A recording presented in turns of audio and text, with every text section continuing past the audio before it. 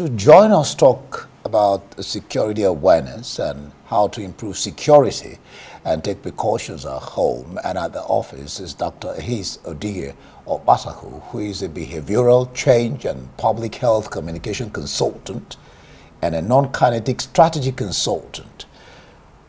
The story is very touching. By the way, glad to have you join us. Thank you. It's horrible, I mean, not just touching, but first off, what should be paramount in employing house aides or these kind of people? What steps should be taken and what should people look out for? First of all, I would like to extend my condolences to the families of the toddler and then also the nanny and / nurse who were killed by these young men.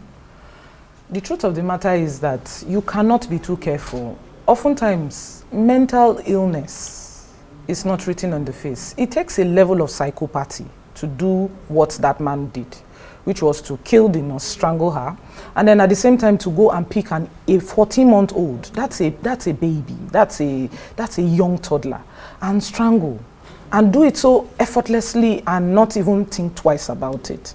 You need to try to investigate the mindset of such people, and it is not written on the face. We have people who have worked for years and then now went rogue.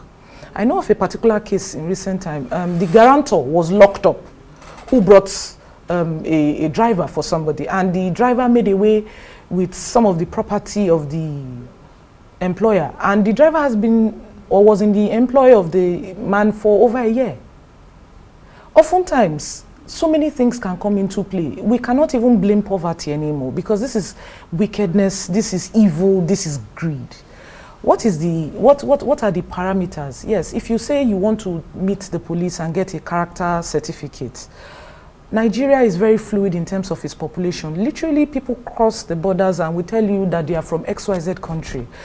I'm sure some years back would remember that one of our neighboring countries was very, very famous for producing a lot of domestic staff, one of our francophone neighbors. And people loved to have them as cooks and nannies and housekeepers. And people would tell you that they loved employing those people because they were very experienced and they were very hardworking. Everything at some point now becomes Russian roulette. Because even when you do all the character assessments, you literally don't know if the person picks up a gambling or a drug problem or a drug addiction issue tomorrow. I hope you're helping my case, or helping the case of people out there, because the picture you're painting, I don't think what I we have is hope. No, you see, the truth of the matter is this. There is hope. You can vet, but at the end of the day, the schools and even everybody who has some people or something to take care of in terms of lives and property all have to be more alert. Schools now have to look at how, not only the vetting system, but even their internal security. Where is the CCTV in the school? How did it happen that somebody came from outside and was able to hide in the premises of the school, a stranger, and had access and was able to stay that long? Was that the only security man? Is there no check and balance where even if he brings that person in, another security man does not have the right to question him?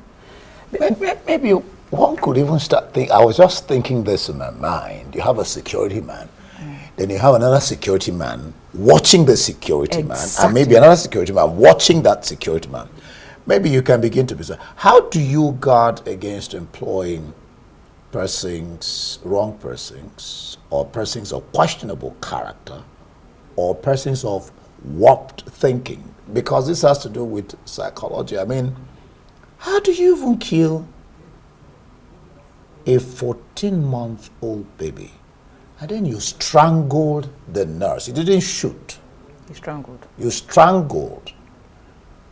And that's horrific. So how do you get against employing these wrong persons or persons of questionable character or warped thinking? Now, the truth of the matter is that we need to see that there's a nexus between security and mental health. We have a very sharp rise in violent crime in this country. A good number of those crimes are fueled by addictions, not only drugs. Now, we also have gambling addiction. So what was the motivation for this young man who now stabbed his co-conspirator, the actual killer or the murderer, stabbed the co-conspirator and escaped with the money? you have to begin to question his mindset. Obviously, that person is a psychopath. Killing anybody does not mean anything to him. He might be under the influence. So I think a drug and a mental assessment or some testing has to be done in employing all these sorts of people. Just don't take any chances. Don't go take any through chances. the whole gamut. Yes, the whole of gamut trying to make sure that this person you're getting in will do the job and not cause harm. Yes. We have a minute to go. Yes. Speak to security awareness and improving security and precautions to take at home or even in school like this. You've touched on it a little, but speak more to it. Okay, I think we need to put more effort into creating awareness in communities. Every crime we see in this country, from one chance to horrible incidents like this, all of it boils down to how much or how aware are each and every one of us of our neighbors? Are we our brother's keepers? Because when there's a lot of apathy, you cannot really survey, you cannot watch, you are only interested in your own. Children, this is the long break now. Are we ensuring as parents that we're having a security talk with our children?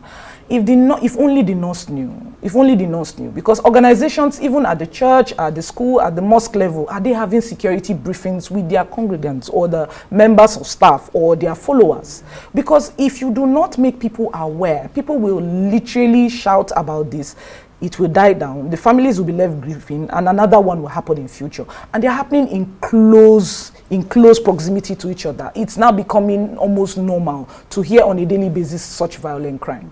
So at the end of the day, you as an individual, everybody listening to me, we need to ask ourselves that question. How security aware am I? Have I put in all the stopgaps? Because this long holiday now, children will be at home. People will be playing. There was an incident of somebody who came to a house and was asking, are your parents around? And was asking for a fictitious person who doesn't live there. And the young man said, my parents are around. And probably that is what saved him, because they might have come into the compound. So we have people going around, organ harvesters, kidnappers, and at the end of the day, from this incident now, they were not planning to return them back alive, because it was after they had committed the murder that they now asked for the ransom. All right, we'll leave it there, Dr. Hayes Odeye Okpataku, behavioral change and public health communication consultant and a non-kinetic strategy consultant. Thank you for throwing light on this issue.